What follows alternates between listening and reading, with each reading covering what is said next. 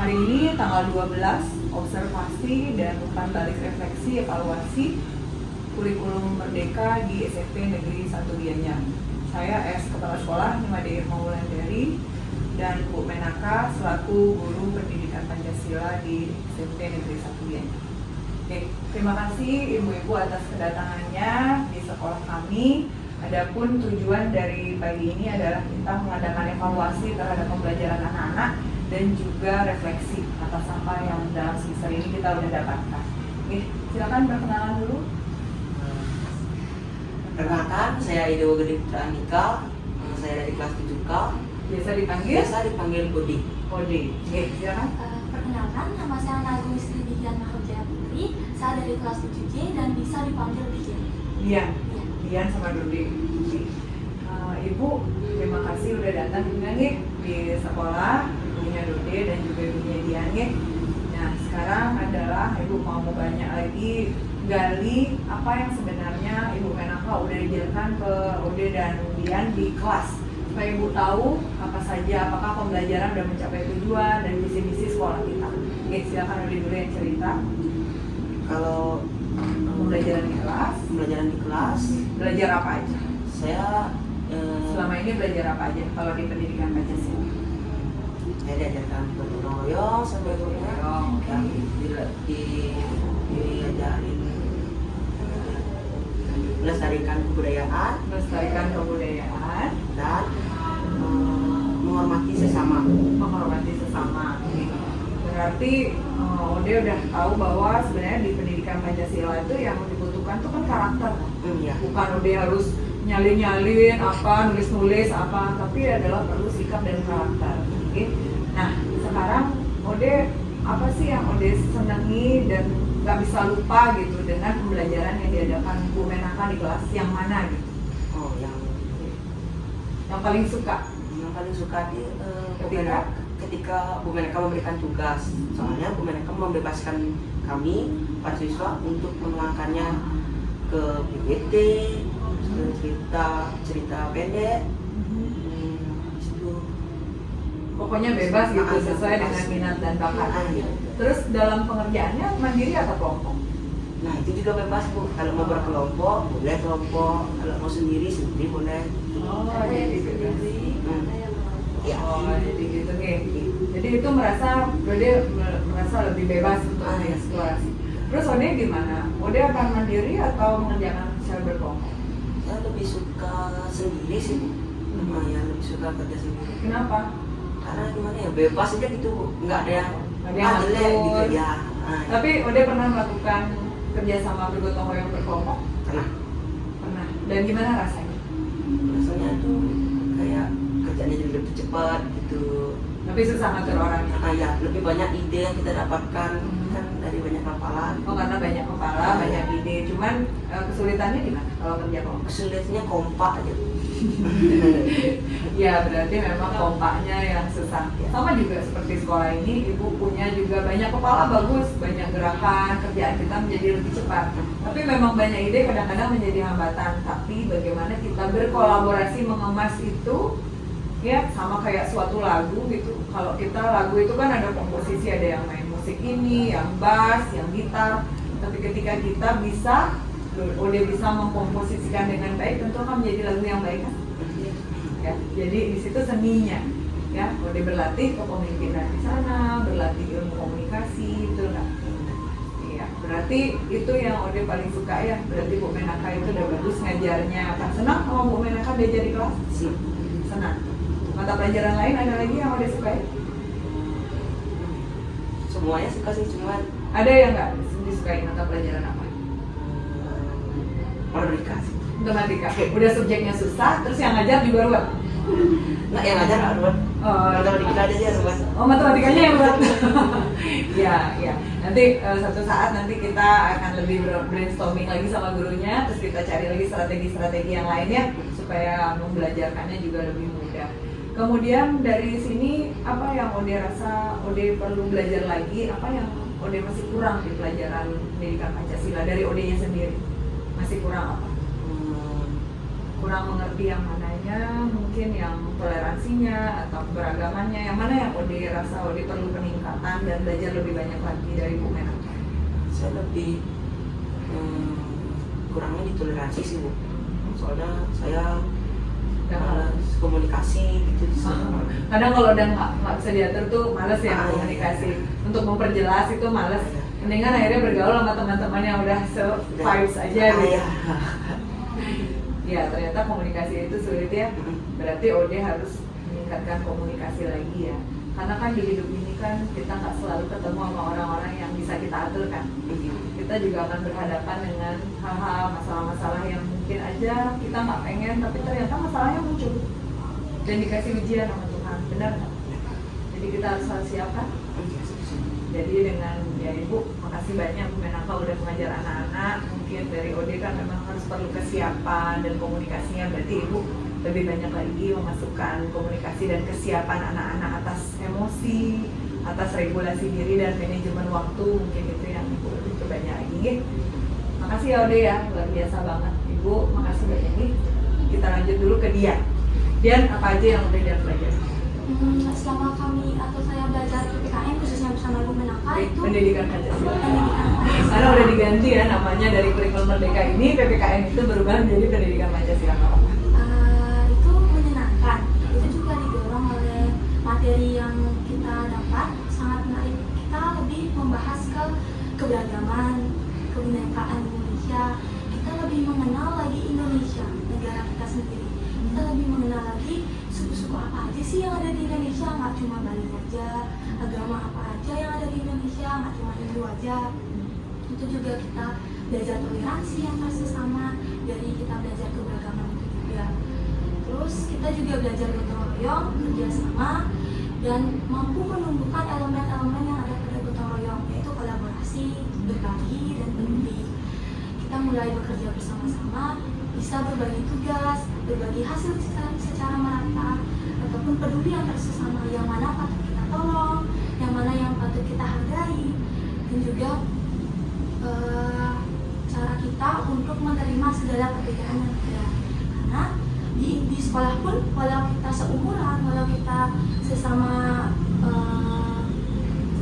kelas ataupun derajat, cuma kan pasti juga ada perbedaan, walau itu perbedaan pola pikirnya, perbedaan sikapnya, ataupun perbedaan mindsetnya. Kan setiap orang pasti punya mindset yang berbeda-beda. Ya, bagus sekali. Gimana cara Dian dalam aksi nyata Dian yang lakukan? Kalau Dian menemukan perbedaan itu dan merasa kita sangat berbeda, apa yang Dian lakukan kepada teman Dian misalnya? Yang pertama pasti saya coba untuk menerima, karena seperti yang kita sadari kan negara kita, negara Indonesia, negara yang besar sekali dan negara kepulauan, itu juga menjadi faktor terciptanya dari berbagai jenis keberagaman di Indonesia. Jadi kita tidak bisa menyalahkan dari keberagaman itu semua, karena itu juga siapa sih yang minta kita punya keberagaman dan perbedaan seperti ini? Bahkan malah memperkaya sebenarnya kan Indonesia itu. Malah orang datang ke sini kan karena keajaiban orang Bali yang dengan kremasinya, dengan ngabennya kan gitu. Jadi dengan keberagaman itu tentu merupakan suatu aset bangsa sebenarnya yang bisa diolah. Cuman kan sekarang gimana kita as a penduduknya, gimana kita bisa mengemas itu supaya tidak terjadi pergesekan dan konflik-konflik sosial gitu kan? Bisa mulai dari kegiatan-kegiatan yang ada di sekolah. Kan biasanya kita banyak nih ada event-event atau tentang kearifan lokal gitu, kita mulai menerimanya, bisa lah setidaknya memuji salah satu keberagaman dari daerah lain.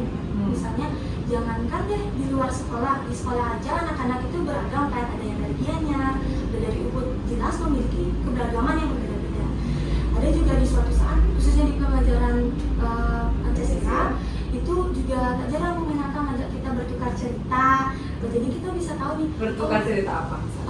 Keberagaman, kearifan lokal. Seperti contohnya? Misalnya waktu kita nyepi, setiap daerah itu kan beda-beda, mulai dari umur-umurnya, acaranya gimana aja, terus cara mencalonnya juga gimana, terus pasti juga beda-beda.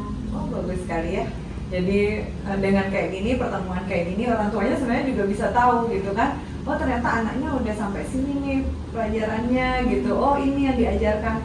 sehingga di rumah nanti bisa nyambung kan, oh di sekolah nih diajar karakter gini nih, oh di rumah kalau sampai karakter itu nggak ada di rumah berarti orang tuanya juga ngelaporin lagi ke sekolah gitu, oh anaknya belum gini, makanya nanti refleksi itu akan dibuat dalam Bu Menaka pakai Google Form, nanti dicari lagi, nggak mungkin dibawa lagi ke orang tua, mau bener nggak karakter anaknya, mau gini. Jadi assessment itu, penilaian itu nggak hanya dilakukan oleh guru, tapi juga orang tua. Jadi orang tuanya buat assessment, oh anak saya udah, tapi harus jujur. Kalau emang belum, memang kita harus di sekolah lebih galakkan lagi, di rumah juga. Kalau memang sudah berkembang, itu lagi kita tingkatkan gitu, supaya kita tahu, supaya kita sama-sama memiliki roh itu, roh sikap, roh pengetahuan, roh keterampilan. Jadi nggak cuma pengetahuan aja dijejak, tapi juga sikapnya dan juga keterampilannya, karena kan butuh terampil juga. Kita kerjasama itu nggak cuma pengetahuan aja, kita harus bekerja sama, bukan gitu, tapi kita harus melatih cara kita bekerja sama, gimana cara kita menghargai perbedaan pendapat, ya kan. Jadi nggak semua mungkin pendapat kita harus dipaksakan. Terus kalau Dian selama refleksi ini apa sih yang Dian masih kendala dalam pendidikan Pancasila? Itu kendalanya apa misalnya kalau dia dalam bergaul atau Dian dalam menyikapi pelajaran yang mana? Ya, jadi kendala saya sendiri itu lebih ke kadang-kadang komunikasi. Seperti yang tadi kan, secara satu kelas itu banyak sekali ada berbagai jenis manusia dan juga ada banyak individu yang memiliki karakter yang berbeda-beda. Jadi kadang-kadang tuh kita mau menyampaikan ini, dia yang merasa lengkap. Jadi kamu ngerti nggak sih sebenarnya aku bilang? Jadi kadang-kadang kayak gitu. Itu sih kesusahan saya sendiri. Ada yang udah dia nanya, saya jawab, malah dia nggak setuju terus bertentangan, jadi marah. Karena kalau mood kita nggak bagus pada saat kita berkata-kata juga jadi keluarnya beda. Oke, jadi benar sekali. Berarti komunikasi ya. Berarti udah juga komunikasi, Dian juga komunikasi bahwa sebenarnya pendidikan Pancasila itu nggak berdiri sendiri elemennya, tapi juga ada bahasa di dalamnya, ada kemudian pelajaran agama di dalamnya, gimana kita menghargai orang lain dan berakhlak mulia gitu kan. Jadi sebenarnya pelajaran itu tidak seperti terkotak-kotakan, tapi emang semuanya harus holistik. Jadi nanti kita berusaha lagi yang lebih baik lagi ya Bu ke depannya, dan strategi apa yang kita ciptakan. Mungkin di strategi profil pelajar Pancasilanya mungkin akan kita lebih tingkatkan lagi. Ya Dian ya, sambil Dian juga mengamati bahwa oh komunikasi ini berarti kalau hari ini nggak tercapai, berarti besok komunikasinya caranya gimana ya? Biar dia tuh paham gitu, ya kan? Bu Irma juga dalam rangka selalu belajar, karena kan nggak mudah. Itu adalah sebuah proses pendidikan, jadi nggak langsung mencapai tujuan, pasti perlu tahapan, perlu proses. Kan nggak ada makan cabai langsung pedas gitu, nggak, tapi kita perlu butuh proses. Itulah namanya pendidikan. Nggak cuma Dian sama Odi aja yang belajar, tapi juga Bu Irma, Bu Menaka, bahkan ibu-ibunya juga nih, kita semua belajar. Nih, makasih ya Dian ya. Ibu, mungkin Ibu kan udah dengar nih gimana tadi anak-anak dan testimoninya tentang Mas Heri. Gimana menurut pendapat Ibu ketika ini baru satu pelajaran, gimana kalau misalnya nanti kita akan tingkatkan lagi ke mata pelajaran yang lain mungkin, atau matematika gitu. Kalau dia pelajaran apa ya? Yang sulit? Kalau saya kadang-kadang tuh yang bikin bukan sulit tapi mumet, itu IPS. IPS. Ya, jadi anak-anak kan beragam. Jadi mungkin nanti pertemuan selanjutnya kita gali nih dari matematika, kenapa nih sebenarnya apa yang terjadi, kemudian gali juga dari IPS, mumetnya di mana nih ujungnya gitu. Jadi kita bisa tahu ya dari gurunya juga. Nanti biar nggak gurunya mikir mungkin dia udah tahu gitu, tapi gurunya sendiri nggak pernah mengadakan refleksi juga kayak gini kan. Jadinya kan kalau dia mengadakan refleksi 1 atau 3 anak aja, menghadirkan orang tua, dan kita mau jujur, yang penting kan harus jujur dulu kan. Nggak penting kita nanti mau menakap kesalahan saya, enggak, tapi kan bukan itu intinya adalah kita mencari strategi gimana biar pembelajaran kita lebih efektif di semester depan gitu, jadi lebih bagus lagi pembelajarannya ya kan. Ibu silakan Ibu, gimana menurut pendapat Ibu setelah kita ada pertemuan? Setelah ada pertemuan ini saya jadi tahu, oh ternyata dia di sekolah kayak gitu. Memang sih di rumah dia bilang, Ibu kenapa kalau udah nyampein ini saya kasih pendapat, nak coba pelan-pelan, kalau sekarang belum nyampe besok lagi coba, jangan bawa emosimu selalu, karena semua orang itu beda-beda pendapatnya, dan bahasa di WA itu nggak sama dengan bahasa ketika Dode ngomong langsung. Jadi orang nggak akan tahu nada bicara Dode kalau dia hanya baca WA. Jadi sih saya sampaikan kalau dia kan sering bilang, Bu, Dode bilang ini loh, kok temen kayaknya kesel ya sama Dode. Oh iya. Ya dia yang Nanti karena dia ketua kelas, pimpinan, jadi kayaknya setiap nyampein apa dikeselin sama warganya gitu ya. Dia memang agak sensitif ya. Oh, kalau iya. Ibu. Agak itu juga Dode pasti yang baca dengan nada dia lagi marah. Iya, gitu. betul. Iya, jadi kan beda ya Bu ya. Oh, iya. Kalau Jadi kita bacanya lagi dengan happy atau kita bacanya lagi sedih, terus Iya. ada komentar yang ajaib-ajaib gitu kan. Iya, apalagi kita baca WA dengan karakter orangnya yang setiap harinya dia nadanya tinggi, ya kita baca WA-nya dengan nada dia yang tinggi juga. Gitu. Saya selalu ajarin, oh enggak, nak coba pelan-pelan dulu. Oh iya. Jadi dia mulai bisa, ternyata gitu dia. Bagus sekali ya dari Ibunya Ode, berarti Ibu kita perlu nambahin komunikasi lewat WA. Komunikasi lewat WA itu seperti apa? Keberagaman itu mungkin ada bicaranya apa, nanti saya sendiri emang jurusan juga ngajar public speaking, mungkin nanti saya ngajarin guru-guru yang dulu public speakingnya, biar nanti guru-guru bisa ngepas ke anak-anaknya juga ya Bu. Bagus sekali Ibu. Ada lagi Ibu yang mau disampaikan? Selama ini sih yang saya lihat perkembangannya dia luar biasa nih. Dari dia sama sekali nggak tahu gadget, hanya tahunya game aja, sekarang dia bisa bikin deh PowerPoint kayak ini gimana, dia bisa lahirin langsung PowerPoint-nya. Dan saya lihat kok bagus banget deh, kamu belajar di mana? Iya, orang di sekolah itu belajarnya gini Bu, kamu boleh ya main itu aja terus. Iya, nanti kita game itu nggak hanya main aja Bu, itu diajarin caranya gimana, bikin game itu gimana, ada pelajarannya juga di situ. Saya yang banyak belajar dari dia tentang IT. Oh iya. Kayak bikin sendiri Ibu, kan kayak dia belum tahu sama sekali. Coba sama Kak belajar, ada kakeknya kan. Oh ternyata gampang. Iya, kalau belum coba pasti susah. Berarti dia juga bisa belajar sama dia. kakeknya. Iya. Ya, Bu ya. Bagus juga Bu, dengan budaya-budaya lokal gitu kan, jadi yang ngajar bukan Ibu aja, akhirnya juga semua terlibat dalam pembelajarannya si anak gitu nih. Jadi waktu Niki berdebat di kelompoknya Bung Rian saat maju itu kan dia ngajarin gitu, kalau Sengkuwi ini kan kalau di Mecaru kalau ke utara berapa dia ngajarin, ke timur berapa, terus harinya berapa, kalau hari Rebo 7, kalau hari Senin 5 gitu. Nah pas lah Bungnya cuma 6 Sengkuwinya gitu. Nah terus diprotes sama Intan ya. Nah, itu Bu nggak sesuai dengan hari Sengkuwinya, harusnya 7 gitu. Nah, jadi kebetulan Bung Riannya emang kurang gitu ya, dijawab dengan bagus gitu. Oh iya, ya nggak apa-apa. Tapi itu kan emang diskusi itu kan sebenarnya intinya adalah menambah pengetahuan kita juga kan, bukan kita berdebat aja, tapi kita gimana kita menganalisisnya biar logis, gimana kita melogikakan apa yang kita punya, gimana kita mempertahankan. Nah itu kan berdaya nalar kritis dan kreativitasnya yang dinilai. Jadi sebenarnya kan kayak kita lulus itu kan sebenarnya bukan mata pelajaran yang hafalan itu yang penting, tapi gimana kita berdaya nalar kritis, gimana kita bisa memfilter informasi kan. Sekarang kayak ada banyaknya IT kan, kita bisa memfilter informasi itu kan, itu tujuan kita belajar. Bukan kita ngapalin mau dapat nilai 90 mau berapa tapi dia kelakuannya di rumah nggak bagus kan percuma. Maka dari itu saya selalu bilang ranking itu nggak penting, tapi nilai itu penting. Jadi dilihat nilai sikap dan pengetahuan dan keterampilan. Masih aja ada guru-guru yang juga di sini masih selalu, Bu, rankingnya gimana mau? Jadi nggak semata-mata ranking ya, tapi gimana anak-anak perubahan sikapnya itu yang kita pentingkan di tahun ini ya Bu ya. Nih, dari Ibunya Dian mungkin ada tambahan Ibu, gimana Ibu? Kalau saya sih nggak banyak Bu, terima kasih, artinya kita sebagai orang tua sudah diundang ke sini. Jadinya seperti yang kata Ibunya Wadi tadi, kita tahu kan anak kita apa sih yang diajarin di sekolah. Seiring dengan perkembangan teknologi, nggak dia aja belajar, kita juga sebagai orang tua belajar sekarang, belajar memahami apa perubahan yang terjadi sekarang. Karena secara umum kan pendidikan itu walaupun misalnya mata pelajarannya Pancasila, kita secara holistik akan disuruh belajar gitu. Jadi seperti kata Ibu tadi, Pancasila itu di sana juga diajarin cara berkomunikasi, pendidikan agama, dan yang terpenting itu adalah pendidikan karakter Bu. Jadi untuk apa anak saya nanti pinter kalau karakternya dia nyuri, berbohong, itu bukan itu yang saya harapkan. Nggak Jadi, berbakti sama ya, orang tua kan percuma gitu.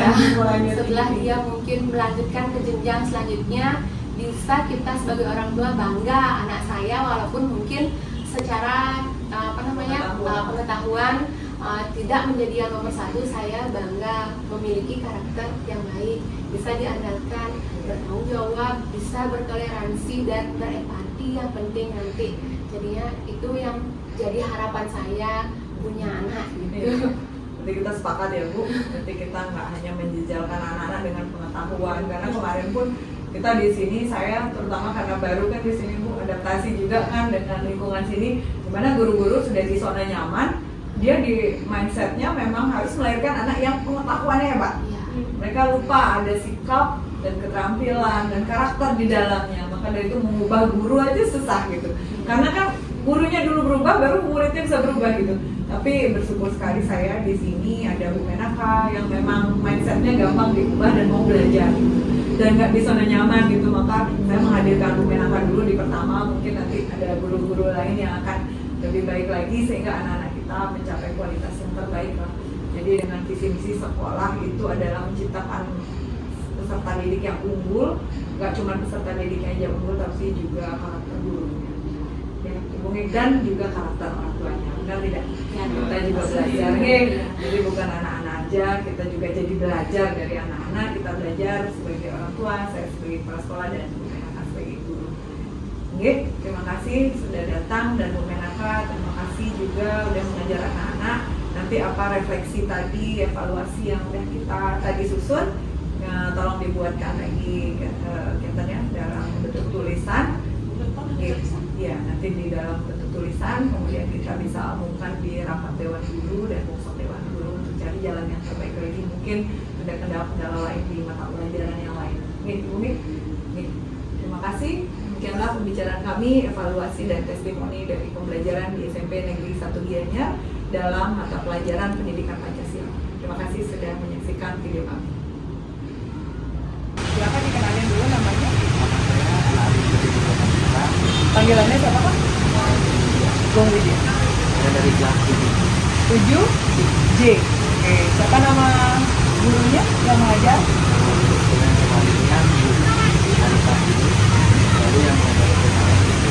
Ya, pendidikan Pancasila ya. Oke, pendidikan Pancasila bukan anak sendiri. Ya, silakan Rindu apa yang mau ditanyakan. Saya ya nanya apa aja yang Bung Widya udah dapatkan dari pembelajaran pendidikan Pancasila yang diajar oleh Bung? Pertama, saya mendapatkan pertama yaitu tentang keberagaman. Lalu kebersamaan, lalu juga tentang budaya, dan yang pastinya tentang kebersamaan dan juga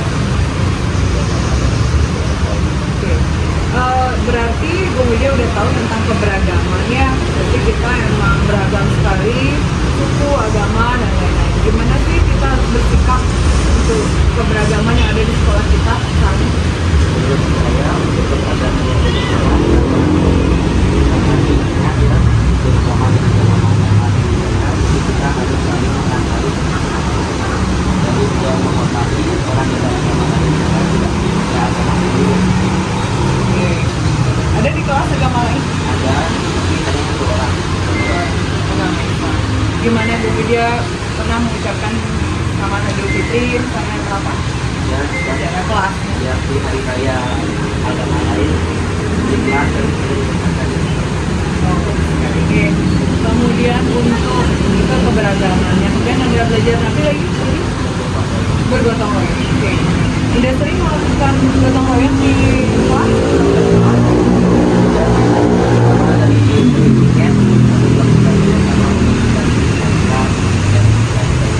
Membersihkan lingkungan sekolah nih dan sampah-sampah utamanya ya. Jangan lupa bahwa sampah-sampah itu memang harus dipilah, memang harus kita yang memiliki tanggung jawab atas sampah kita sendiri. Terus apa yang menarik dalam pembelajaran di Bung Widya yang Bung Widya paling suka dari pembelajaran diajar Bung Menaka? yang paling menarik menurut saya yaitu dalam materi gotong royong, di mana kami disuruh untuk membuat satu kegiatan yang dinamakan sensasi untuk kembali, yaitu di mana kegiatan itu Menggunakan apa? menggunakan Sengkuy. sebagai sarana untuk dan juga sarana untuk mengevaluasi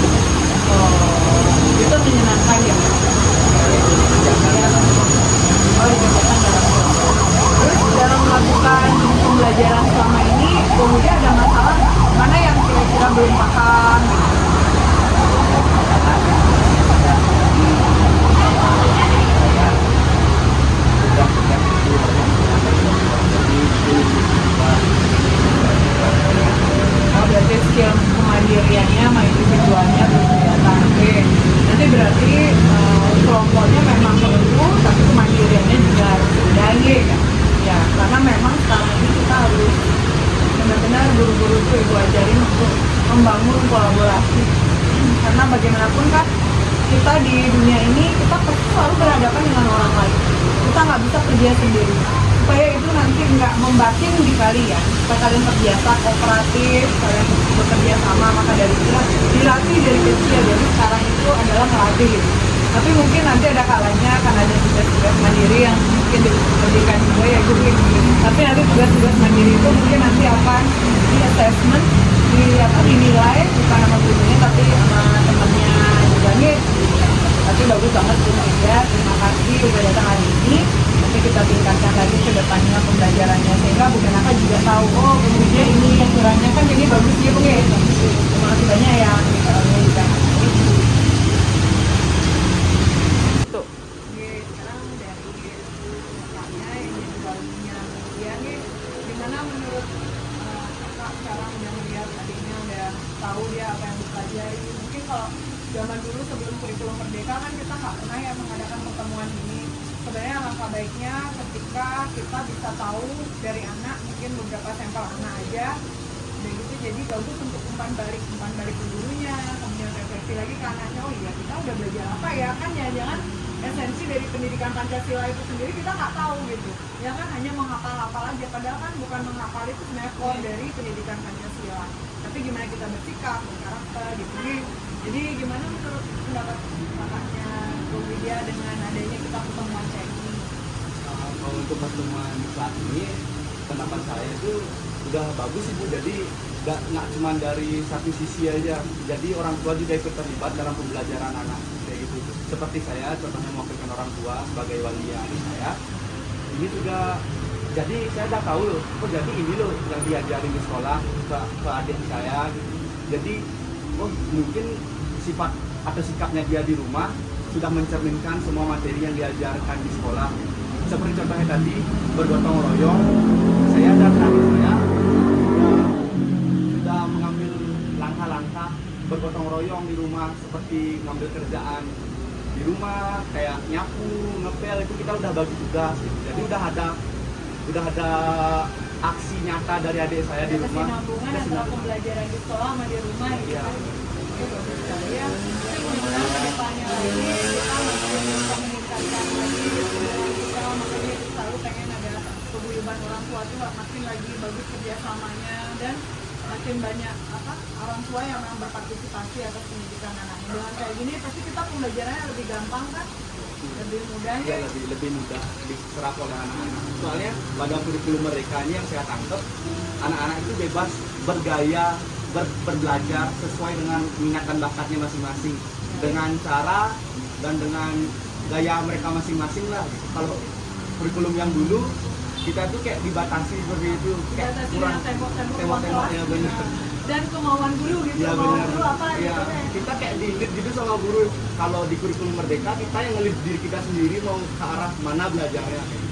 Bagus banget ya, itu udah namanya regulasi diri, dimana kita memanajemen emosi kita sendiri, kemudian kita tahu oh kekurangan kita di mana ya, oh sebenarnya dari pembelajaran itu kita perlu apa gitu kan. Itu bagus banget ya, jadi kakaknya juga bisa belajar, kita semua bisa belajar dari kurikulum merdeka ini kan, juga kalian tapi juga ibu sebagai kepala sekolah agar benar mengambil tindakan apa sesuai nggak sama visi sekolah. Kemudian guru-guru juga jadi dia bisa refleksi sehingga apa strategi pembelajaran yang dia pakai ke depan supaya anak-anaknya lebih engage, lebih engage gitu. Lebih nyambung. Iya, lebih nyambung. Iya. Iya. Karena kan dunia udah berbeda ya. Anak-anak sekarang bawa HP dan lain-lain. Zaman dulu kan masih nulis. Mungkin guru-gurunya masih bawa mindset bahwa oh kita harus masih nulis gitu. Padahal kan saya udah berbeda sekali zaman sekarang ya. Era digital juga udah mulai maju kan, dengan adanya kurikulum merdeka kita juga bisa belajar nggak cuma dari sekolah, kayak waktu COVID juga kita udah bisa mulai belajar dari rumah. Ya, bagus sekali. Terima kasih ya Kak. Siapa namanya Kak? Wisma. Kak Wisma ya. Oke, terima kasih ya Kak Wisma udah datang ke satu dianya juga dia udah jadi testimoni untuk hari ini. Kak, terima kasih banyak sudah bagus sekali mendidik anak-anak. Jadi kita lagi meningkatkan nanti yang kita harus pendidikan ini. Om Swastiastu.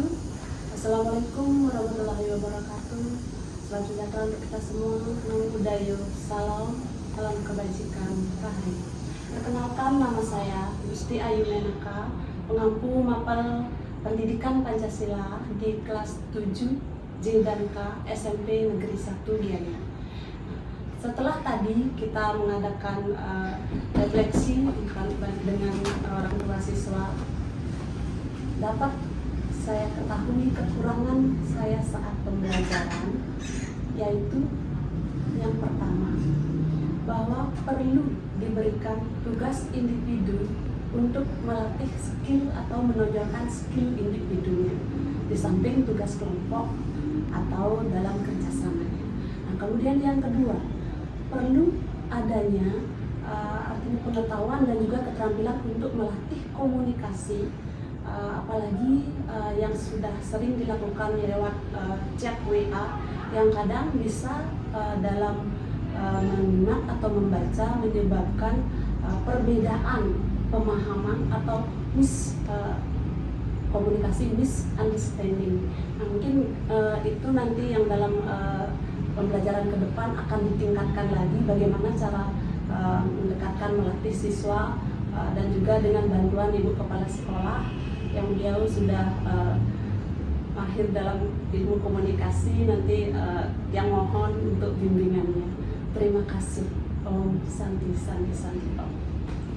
Dari testimoni yang kami adakan tadi, yakni pertemuan antara saya selaku kepala sekolah dan juga Bu Menaka selaku guru pendidikan Pancasila di sekolah kami, dan orang tua murid, 3 orang tua murid dan 3 siswa dari sekolah kami jadi tahu bahwa kami perlu mengevaluasi lagi pembelajaran kami perlu juga mengadakan refleksi atas apa yang telah kami lakukan dalam implementasi kurikulum Merdeka. Apa pelajaran dan strategi apa yang akan kita pecahkan, nanti akan kita gunakan lagi pada semester berikutnya agar meningkatkan kualitas dari lulusan kami.